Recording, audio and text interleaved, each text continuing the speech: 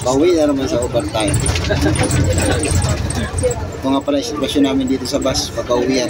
Sikat para kami sa Pinas. Hep hep! Hooray! Iligan.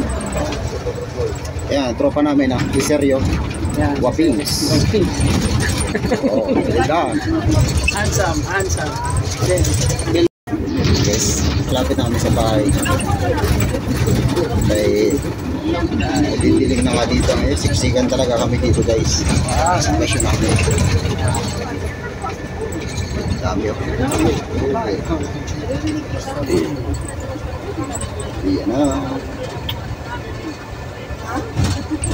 Kaya wag lang mainip yung mga mag-aantay ng visa dyan. At saka yung mga walang working permit.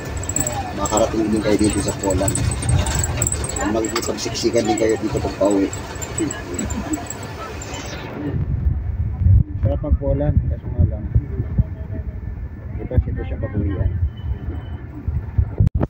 At yan na nga mga kawaray. So kakauwi lang po natin. So dumaan nga pala tayo sa grocery store na malapit dito sa ano namin, sa aming accommodation.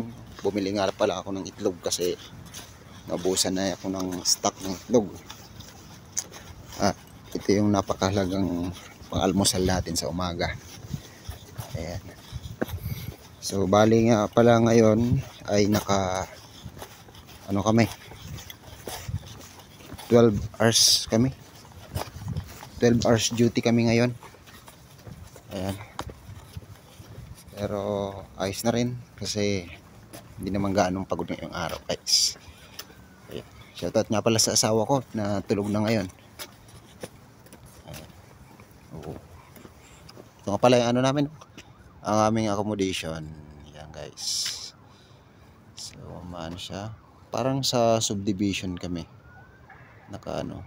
Ayan, ayan. At dito lang yung grocery na mas malapit pa talaga at mura lang talaga yung mga bilihin.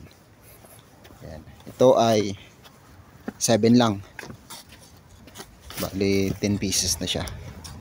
Yan. So pasok na ako dito.